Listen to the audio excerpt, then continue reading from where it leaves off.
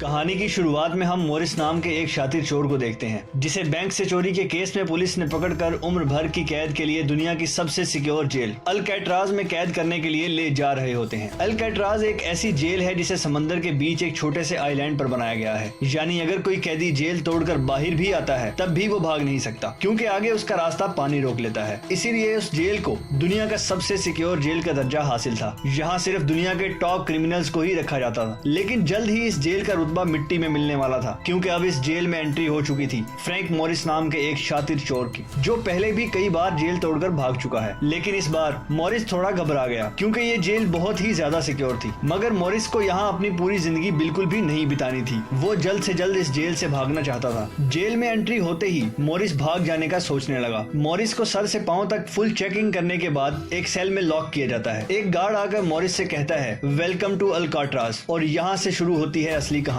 तभी अचानक एक बेल बजती है और सभी सेल के गेट्स ऑटोमेटिकली खुल जाते हैं। अफसर कैदियों को बाहर बुलाते हैं। इस जेल का डिसिप्लिन भी बहुत सख्त है। कैदियों को साफ सफाई और अपने टाइम पर सेल में जाने के रूल्स को फॉलो करना होता है। सब एक जैसा यूनिफॉर्म पहनकर लाइन में ब्रेकफास्ट खाने आ जाते हैं। मॉरिस के सामने लिटमस नाम का एक कैदी होता है। मॉरिस पूछता है कि मुझे तो कांटा ही नहीं मिला, अब मैं नूडल्स कैसे खाऊंगा? लिटमस उसे कहता है अबे ये तेरा घर नहीं है, जो तुझे मिला है उसे चुपचाप खा ले। तभी वुल्फ नाम का एक खतरनाक कैदी मॉरिस को चिढ़ाने लगता है। वुल्फ से जेल में हर एक कैदी तंग था। वो यहाँ हर एक कैदी पर अपनी मनमानी चलाता था और उस पर बलात्कारी के ढेर सारे केस भी थे। इस जेल में एक से बढ़कर एक खतरनाक कैदी रखे जाते हैं। यहाँ लिटमस मॉरिस से थोड़ा खाना मांगता है और इस दौरान मॉरिस उसे अपनी प्लेट दे देता है। जब मॉरिस टेबल के नीचे से देखता है तो उसे पता चलता है कि लिटमस खुद खाना नहीं खा रहा बल्कि वो चूहे को दे रहा है। रात को एक गार्ड मॉरिस को वार्डन के पास लेके जाता है। जब मॉरिस वार्डन के ऑफिस में पहुंचता है तो वार्डन मॉरिस से कहता है कि मैं जानता हूँ कि तुम बहुत ही शार्प माइंड हो और बहुत इंटेलिजेंट भी हो, लेकिन वो सब यहाँ किस काम का, क्योंकि तुम्हारे जैसे यहाँ कितने आए और गए पर यहाँ से कोई बच नहीं पाया। यहाँ कैदी बहुत ही स्ट्रिक्ट रूल्स फॉलो करते हैं। 2 महीने में एक बार ही कोई आदमी तुमसे मिलने आ सकता है और वो भी तब अगर मेरा मूड अच्छा हो। वार्डन बहुत ही सख्त इंसान है जो जरा सी गलती पर भी कैदियों को बहुत ही स्ट्रिक्ट पनिशमेंट देता है। वार्डन कहता है यहाँ से भागने का सोचना भी मत, नहीं तो मैं तुम्हारे टुकड़े टुकड़े कर दिए जाएंगे। जिस पर मॉरिस जवाब देता है नहीं सर, आपके होते हुए यहाँ से कौन भागने का सोच सकता है। लेकिन असल में पहले दिन से ही मॉरिस के दिमाग में यहाँ से भागने की प्लानिंग शुरू हो चुकी थी। इस दौरान मॉरिस मौका देखते ही वार्डन का नेल कटर चुरा लेता है, जो वैसे तो बहुत ही छोटी सी चीज थी, पर मॉरिस को पता था कि अल्काट्राज जैसे जेल में इस छोटे से नेल कटर से भी बहुत बड़ा काम लिया जा सकता है। मॉरिस वापस सेल में आता है, इस नेल कटर को बाइबल में छुपा देता है। अगले दिन बाथरूम में वुल्फ फिर मॉरिस को परेशान करने लगता है, पर इस बार मॉरिस उसे छोड़ने वाला नहीं था। अब मॉरिस अपना असली रूप दिखाता है और उसे पकड़कर उसकी खूब धुलाई करता है। वुल्फ को पीटने के बाद अब मॉरिस का पूरी जेल में एक अलग ही रुतबा बन गया। हर कोई मॉरिस से डरने लगा। इसके बाद मॉरिस को लाइब्रेरी में काम दिया जाता है। वहाँ इंग्लिश नाम के एक आदमी से उसकी मुलाकात हो जाती है। वो इस जेल का सीनियर कैदी है। इंग्लिश को भी 2 आदमियों के कत्ल की वजह से उम्र भर की कैद सुनाई गई थी। उसने इस जेल में अपनी आधी जिंदगी गुजार दी थी। वो इस जेल के चप्पे चप्पे से वाकिफ है। उसे जेल की हर बात की खबर रहती है। उसे ये भी पता होता है कि आज सुबह मॉरिस और वुल्फ की लड़ाई हुई थी। वो मॉरिस को कुछ किताबें देता है जिन्हें मॉरिस को हर एक कैदी के सेल में पहुंचाना होता है। अगले सीन में खुली जगह को दिखाते हैं जहाँ कैदी कोई ना कोई गेम खेल रहे होते हैं। तभी वो डॉग नाम का एक आर्टिस्ट से मिलता है जो खुद की पेंटिंग बना रहा होता है। डॉग एकदम सीधा साधा और डिसेंट इंसान है जो कई सालों से यहाँ सजा काट रहा है। उसे पेंटिंग करने का बहुत ही शौक था और अपना ज्यादातर वक्त वो पेंटिंग में ही गुजारता था। डॉग का कहना था कि अल्काट्राज जैसी जेल में कोई भी पागल हो सकता है, पर इसकी पेंटिंग की वजह से अब तक उसका दिमाग नॉर्मली चल रहा है। मॉरिस डॉग से पूछता है कि इस पेंटिंग में ये फूल क्यों बना के रखा हुआ है, तुम्हारी शर्ट में ऐसा तो कुछ नहीं। डॉग कहता है कि ये मेरी खुशी है जो सिर्फ पेंटिंग में है, मेरे मन में नहीं। इसके बाद मॉरिस जब अपने दाईं तरफ देखता है तो उसे ऊपर इंग्लिश दिखाई देता है। जब मॉरिस उसके करीब जाता है तो उसके चेले मॉरिस को रोक देते हैं। तब इंग्लिश इशारा करता है कि अपना ही आदमी है, आने दो। मॉरिस उसके पास जाकर बैठ जाता है और तुरंत अपने दिल की बात छेड़ देता है। मॉरिस उससे कहता है कि यहाँ से बचने में आप मेरी मदद करेंगे। ये बात सुनकर इंग्लिश तो हंस पड़ता है। देखो बेटा, ये महज सिर्फ जेल नहीं है, ये हम सब की कब्र है। यहाँ से निकलना है तो पहले हमें मरना पड़ेगा, तब जाके हमारी डेड बॉडी यहाँ से कब्रिस्तान तक पहुँच पाएगी। चलो मान भी लो कि तुम इन बड़ी दीवारों पर चढ़ भी गए और इसके बाद खतरनाक फोर्सेस को क्रॉस भी कर लिया और किसी जादुई शक्ति से तुम यहाँ के सैकड़ों गार्ड से बचकर जेल से बाहर भी निकल जाओ, तब भी यहाँ से भाग नहीं पाओगे क्योंकि आगे तुम्हारा रास्ता समंदर रोक लेगा। इसलिए टाइम बर्बाद मत करो और चुपचाप सजा काट लो, कम से कम जिंदा तो बचे रहोगे। लेकिन मॉरिस अपने इरादे का पक्का था। वो हर हाल में इस जेल से भागना चाहता था। उस रात एक अफसर मॉरिस को बताता है कि तुम्हें कल से कारपेंट्री का काम दिया गया है, 1 घंटे का 50 सेंट्स दिहाड़ी भी दी जाएगी। मॉरिस फौरन इस काम के लिए राजी हुआ क्योंकि उसे लगा कि वहाँ उसे कोई ऐसा औजार हथियार मिल सकता है जिससे उसके भागने में काम आ सकता है। अगले दिन मॉरिस लिटमस से यहाँ से बचने का रास्ता पूछता है। लिटमस कहता है, अरे ये तो बहुत ही आसान है, हर सेल में एक एयर वेंट होता है, उसके जरिए तुम छत पर पहुंच सकते हो, वहाँ से शायद तुम बच पाओ। और मॉरिस की बातों पर मुस्कुराते हुए वहाँ से चला जाता है। तब डॉक मॉरिस को खबरदार कर देता है कि वुल्फ तुम्हारी तरफ आ रहा है। तभी वुल्फ मॉरिस पर चाकू से वार करने आता है। मॉरिस अपना कोट हाथ में लपेट कर उसके साथ लड़ने लग जाता है। इतने में एक गार्ड उसे रोकने आता है तो वुल्फ गार्ड पर भी चाकू से वार कर देता है। अब मामला बिगड़ जाता है और वॉच टावर का गार्ड शूट करने लग जाता है। तब जाकर मॉरिस और वुल्फ लड़ना बंद करते हैं। मॉरिस को पता नहीं था कि वॉच टावर पर भी एक गार्ड है। वो अब एक एक करके इस जेल की हर बात को नोटिस करने लग जाता है। मॉरिस और वुल्फ को गार्ड डी ब्लॉक में ले जाते हैं, जहाँ रात भर कैदियों को अंधेरे में रखकर टॉर्चर किया जाता है। ये एक ऐसा सेल था जहाँ कोई भी कैदी नहीं जाना चाहता था। जाने से पहले वुल्फ मॉरिस को धमकाता है कि बेटा तेरी मौत तो मेरे हाथों ही होगी। उस रात मॉरिस को तरह तरह के टॉर्चर सहने पड़ते हैं, जिससे उसकी हालत काफी खराब हो जाती है। 2 हफ्ते तक इस अंधेरे वाले सेल में रहने के बाद उसे वापस उसके सेल में लेकर आते हैं, जहाँ लिटमस अपने पालतू चूहे से मॉरिस को एक नोट भेजता है जिसमें लिखा होता है, वेलकम बैक मॉरिस। एक दिन चार्ली नाम का एक नया कैदी आता है जिसे मॉरिस के पास वाले सेल में रखा जाता है। मॉरिस और चार्ली में जल्द दोस्ती हो जाती है। मॉरिस फिर उसे अपने दूसरे दोस्तों से भी मिलवाता है। इसी समय वार्डन बिना किसी को बताए हर एक कैदी के सेल को चेक करता है। जब वो डॉग के सेल में जाता है तो डॉग के सेल में उसके बनाए हुए कई पेंटिंग्स होते हैं। वार्डन हैरान रह जाता है कि दिन ब दिन इसकी पेंटिंग तो बढ़ती जा रही है। डॉग ने वार्डन की पेंटिंग भी बना के रखी होती है। उसे देखकर वार्डन मुस्कुराने लग जाता है, लेकिन पता नहीं क्यों अगले दिन वार्डन डॉग के सेल में बनाई गई सभी पेंटिंग्स को बाहर फेंकने का गार्ड्स को ऑर्डर देता है। वार्डन के इस फैसले ने डॉग को अंदर से पूरी तरह तोड़ दिया, क्योंकि डॉग सिर्फ अपनी पेंटिंग के सहारे ही जिंदा था। वो अपने हर एक बनाए हुए पेंटिंग से बहुत प्यार करता था, क्योंकि यहाँ उसकी सिर्फ एक ही खुशी थी और वो भी उस बेचारे से छीन ली गई। मॉरिस उसे समझाता है कि कोई बात नहीं, वो सिर्फ पेंटिंग ही तो थी, तुम और भी बना सकते हो। लेकिन डॉग इस सदमे से बाहर नहीं आ पा रहा था। अगले दिन उसे देखकर मॉरिस गार्ड से कहता है कि प्लीज डॉग पर नजर रखिए, वो बहुत ही परेशान दिख रहा है, कहीं वो खुद को नुकसान ना पहुंचा ले। फिर गार्ड मॉरिस को कहता है, तुम अपने काम से काम रखो। डॉग को भी मॉरिस के साथ कारपेंटरी के काम पर लगा दिया जाता है। तभी डॉग छुपकर मॉरिस की जेब में कुछ रख देता है। इसके बाद वो एक गार्ड को बुलाता है और कारपेंटरी के लिए दी गई कुल्हाड़ी से अपनी 3 उंगलियां काट लेता है और कहता है कि जिन उंगलियों से मैं पेंट नहीं कर सकता उनकी मुझे जरूरत नहीं है।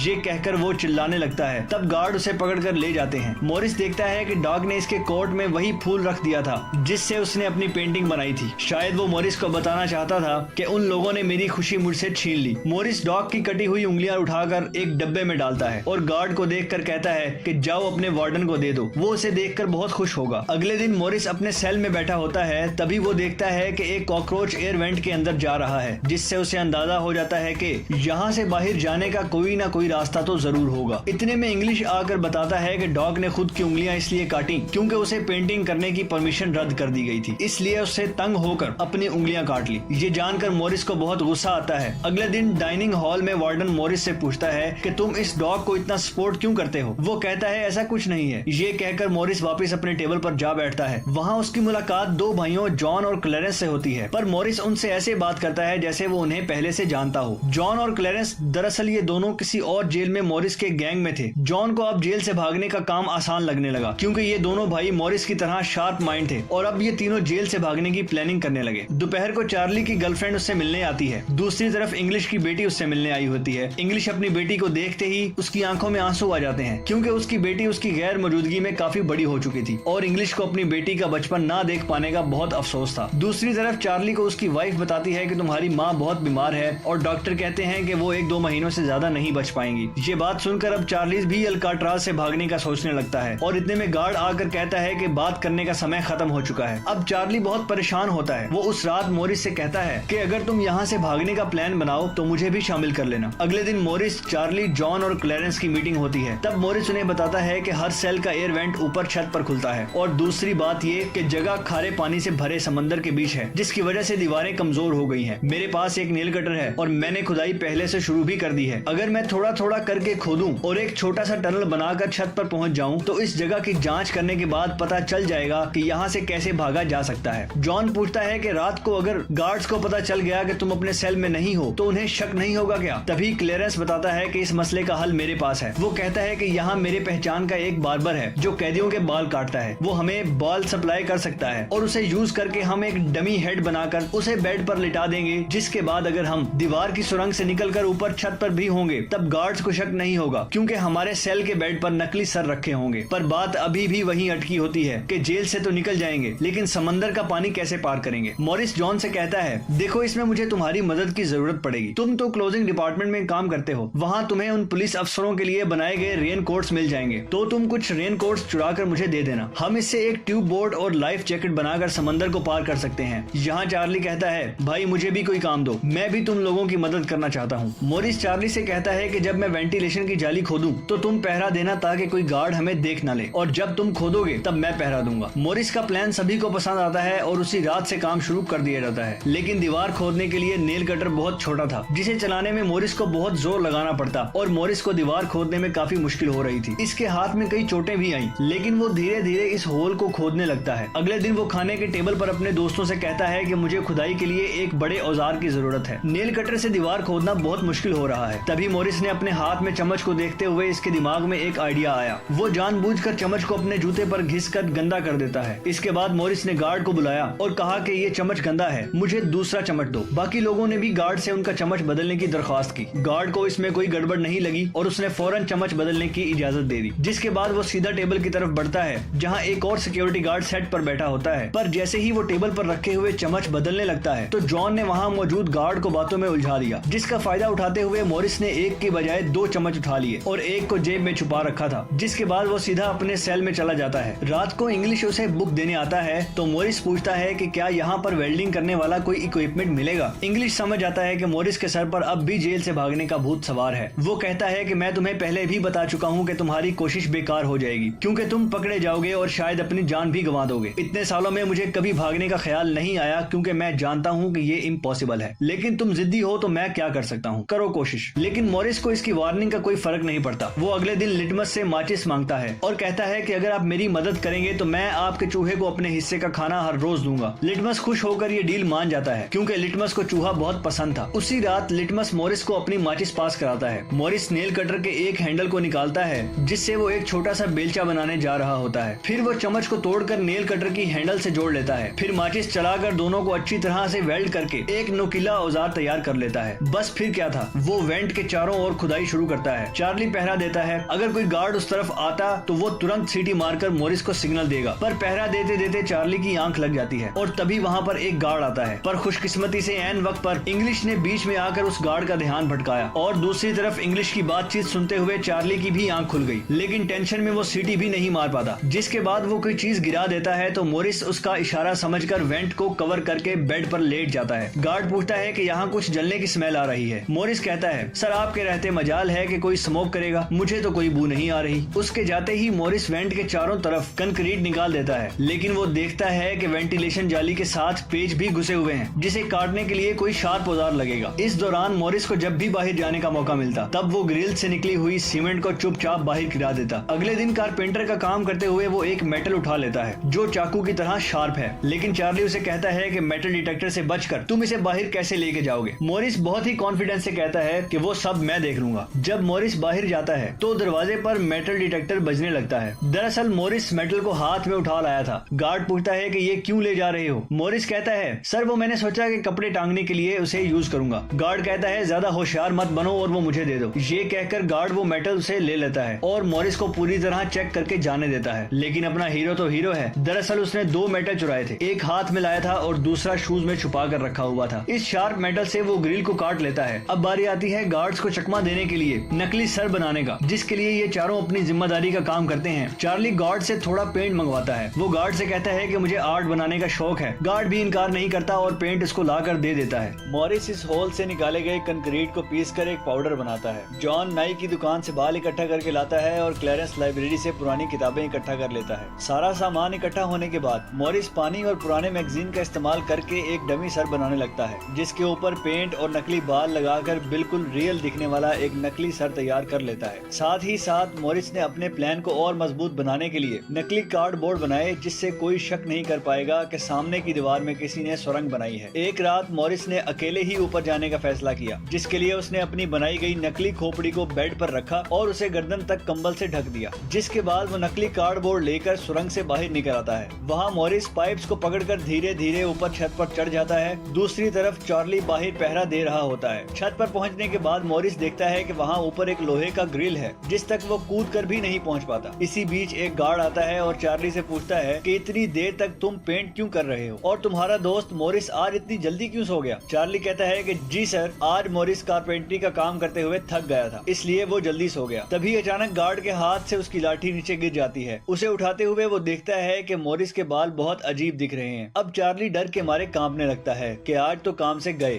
गार्ड मॉरिस के सेल के अंदर हाथ घुसाकर उसके बाल टच करता है तो मॉरिस पूछता है, क्या हुआ सर, मेरे बाल इतने खूबसूरत हैं क्या। लकीली एन वक्त पर मॉरिस नीचे आकर वहाँ लेट गया था। अगले दिन मॉरिस अपने साथियों को बताता है कि छत पर एक रास्ता है लेकिन उसे ग्रिल से बांध के रखा हुआ है और वो ग्रिल बहुत ऊंचाई पर है। मुझे एक और साथी की मदद चाहिए। तब जॉन कहता है कि मैंने अपना वेंट पूरी तरह खोद दिया है, आज रात मैं भी वहाँ पहुँच जाऊंगा। दोनों मिलकर ग्रिल को खोलेंगे। उसी रात मॉरिस और जॉन अपने वेंट्स के जरिए छत पर पहुँच जाते हैं। जॉन मॉरिस को उठाता है और मॉरिस ग्रिल को पकड़ लेता है। जॉन देखता है कि ये लोहे का ग्रिल बहुत ही मजबूत है और उसे पूरी तरह से वेल्ड किया गया है। उसे निकालने का एक ही रास्ता है, वो है इसे ड्रिल मशीन से काटना। अगले दिन म्यूजिक क्लास में सभी अपनी अपनी मर्जी का इंस्ट्रूमेंट बजा रहे होते हैं। तभी मॉरिस की नजर वहाँ रखे एक छोटे से पंखे पर पड़ती है, जिसे देखकर मॉरिस को लगता है कि वो इस पर काम करके एक ड्रिल मशीन बना सकता है, जिसके लिए वो चार्ली से कहता है कि तुम किसी तरह करके इस पंखे को यहाँ से छुपा लो। चार्ली बड़ी आसानी से इस छोटे से पंखे को अपने इंस्ट्रूमेंट बॉक्स में छुपा कर रख देता है। जब चार्ली बाहर आता है तो गार्ड्स उसके इंस्ट्रूमेंट बॉक्स को चेक भी करते हैं, लेकिन उन्हें पंखा नजर नहीं आता और चार्ली को जाने दिया जाता है। वो पंखा जैसे ही मॉरिस के हाथ लगता है तो मॉरिस इस पर काम करना शुरू कर देता है और कई घंटों बाद मॉरिस इस पंखे से एक ड्रिल मशीन तैयार कर लेता है। इस रात मॉरिस और चार्ली छत पर चढ़कर इस लोहे की रोड को ड्रिल मशीन से काटने लग जाते हैं। ड्रिल मशीन की आवाज काफी तेज थी, जो कि ड्रिल की आवाज को सुनकर गार्ड्स ऊपर आने लगते हैं, लेकिन तब तक मॉरिस ग्रिल का एक रोड काट देता है और ड्रिलिंग की आवाज बंद हो जाती है। ड्रिल की आवाज बंद होने के बाद गार्ड उसे नजरअंदाज करके वापस चला जाता है। अब इन चारों ने भागने के लिए अपने सभी रास्ते खोल दिए थे, जिसके बाद वो मंगलवार की रात को दुनिया की सबसे सिक्योर जेल अल्काट्राज से भागने वाले थे, जिससे आज तक कोई भी नहीं भाग पाया था। अगले दिन फिर उनकी मीटिंग होती है और वो भी मूवी हॉल में, जहाँ सब मूवी देख रहे होते हैं। मूवी की आवाज के बीच मॉरिस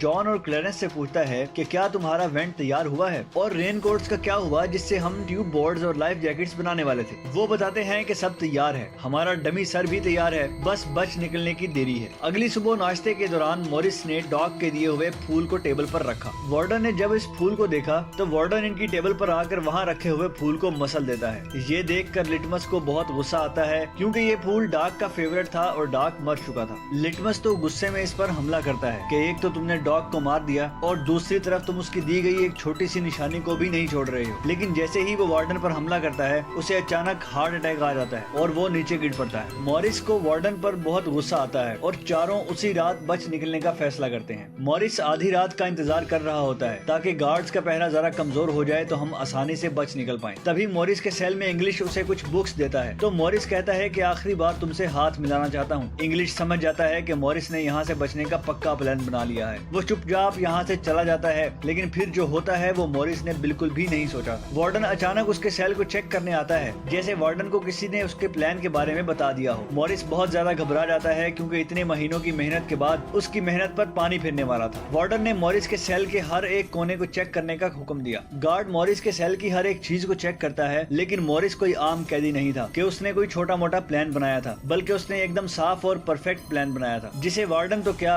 बल्कि वार्डन का दादा भी नहीं पकड़ सकता था। यहाँ तक कि गार्ड ने जब खास उस जगह से सूटकेस हटाया जहाँ मॉरिस ने सुरंग करके भागने का रास्ता बनाया था, तो वहाँ भी मॉरिस नहीं पकड़ा गया, क्योंकि उसने पहले से ही एक नकली कार्डबोर्ड बनाकर दीवार में बिल्कुल बारीकी से फिट कर लिया था। जब वहाँ कुछ नहीं मिलता तो वार्डन और गार्ड चले जाते हैं, लेकिन गार्ड बताता है कि मॉरिस और चार्ली रात भर बातें करते रहते हैं, मुझे तो दाल में कुछ काला लग रहा है। वार्डन कहता है ठीक है, कल तुम मॉरिस का सेल चेंज कर दो, जिससे वो दोनों न साथ रहेंगे और ना ही बात कर पाएंगे। अगले दिन ब्रेकफास्ट के टाइम पर वुल्फ मॉरिस को फिर धमकाता है और मॉरिस से कहता है कि आज रात तुम्हारी आखिरी रात होगी। मॉरिस अपने साथियों से कहता है कि ये गधा ठीक कह रहा है, आज रात यहाँ मेरी आखिरी रात ही होगी। लेकिन दोपहर को ही वुल्फ मॉरिस पर चाकू से वार करने जाता है, तभी इंग्लिश बीच में आकर वुल्फ को पकड़ लेता है। दरअसल इंग्लिश भी मॉरिस की मदद करना चाहता है, वो कामयाब हो या ना हो, लेकिन इंग्लिश मॉरिस के काम में मदद करना चाहता है। उस रात मॉरिस, जॉन, क्लेरेंस और चार्ली ने अपने अपने वेंट के रास्ते से निकलकर ऊपर छत पर मिलने का फैसला किया। यहाँ तो चार्ली अपने साथियों के साथ भागने के लिए राजी हो जाता है, लेकिन फिर जैसे ही वो सेल में पहुँचता है तो उसे घबराहट होने लगती है। सेल में अकेला बैठकर उसने प्लान में शामिल ना होने का फैसला किया और उसके बाकी 3 साथी अपने अपने वेंट के रास्ते से निकलकर ऊपर छत तक पहुँच जाते हैं। वो तीनों काफी देर तक चार्ली का इंतजार करते हैं, लेकिन काफी टाइम गुजरने के बाद जब उन्हें लगता है कि चार्ली नहीं आएगा तो वो चार्ली को छोड़कर निकलने का फैसला करते हैं। वो तीनों अपने प्लान के मुताबिक आगे बढ़ने लगते हैं। इधर चार्ली की आंखों के सामने उसकी आजादी का सपना दूर हो जाता है। वो तीनों धीरे धीरे सर्च लाइट से छुपकर भागने लगे। इस तरह से वो छुप छुप कर बिल्डिंग के एंड पर पहुंच जाते हैं। तभी सेल में बैठे चार्ली के दिल में जोश आता है और वो भी भागने का इरादा कर लेता है। वो अपने वेंट के रास्ते से निकलकर ऊपर छत तक पहुंच जाता है, लेकिन अब बहुत देर हो चुकी थी क्योंकि वो अकेला वहां ऊपर के उस दरवाजे तक नहीं पहुंच पा रहा था। यानी उसने अपनी आजादी का मौका डर की वजह से गंवा दिया।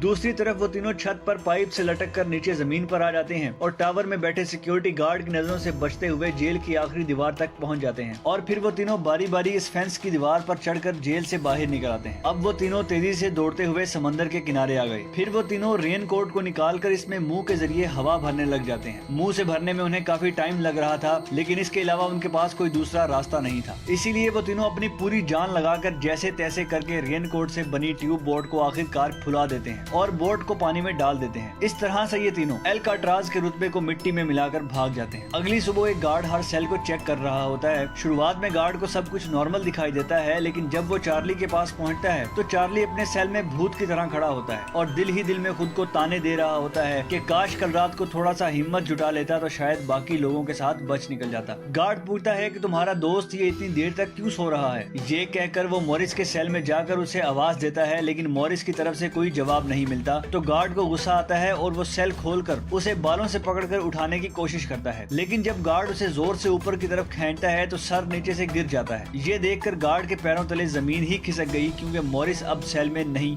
बल्कि बाहर की दुनिया के मजे ले रहा है। बेड पर तो उसने डमी हेड छोड़ दिया था, जिसके बाद पूरे अल्काट्राज में सायरन बजने लग जाते हैं। पूरे जेल में ये बात फैल गई कि जेल से कुछ कैदी भाग चुके हैं, जिसके बाद वार्डन जेल के चप्पे चप्पे में इन तीनों को ढूंढने लगता है। जब वो तीनों जेल के अंदर नहीं मिलते तो वार्डन समंदर में एक सर्च ऑपरेशन चलाता है। वार्डन को यकीन नहीं होता कि वो तीनों बच निकल गए। उसे लगता है कि जरूर तीनों पानी में मरे होंगे, पर अंदर ही अंदर वार्डन जानता था कि वो तीनों बहुत ही स्ट्रांग थे। इन तीनों ने समंदर के पानी को पार कर लिया होगा। वार्डन से हेडक्वार्टर के अफसर सवाल पे सवाल उठा रहे होते हैं, तुम क्या सो रहे थे जब वो तीनों बच निकले। वार्डन बहुत ही टेंशन में होता है, लेकिन तभी वहाँ पर वार्डन को डॉग का वही फेवरेट फूल मिलता है। इसका मतलब ये था कि मॉरिस वार्डन से डॉग का बदला भी लेना चाहता था। तब सर्च टीम का हेड आकर बताता है कि सर, हर तरफ सर्च हो चुकी है, लेकिन इनकी बॉडीज नहीं मिली। अब वार्डन अपनी नौकरी और खुद की इमेज बचाने के लिए उसे कहता है कि जैसा मैं कहता हूँ वैसे रिपोर्ट लिखो कि इन तीनों ने बचने की कोशिश की, लेकिन वो तीनों पानी में डूबकर मर गए। लेकिन वार्डन की इस बात पर किसी को भी भरोसा नहीं हुआ,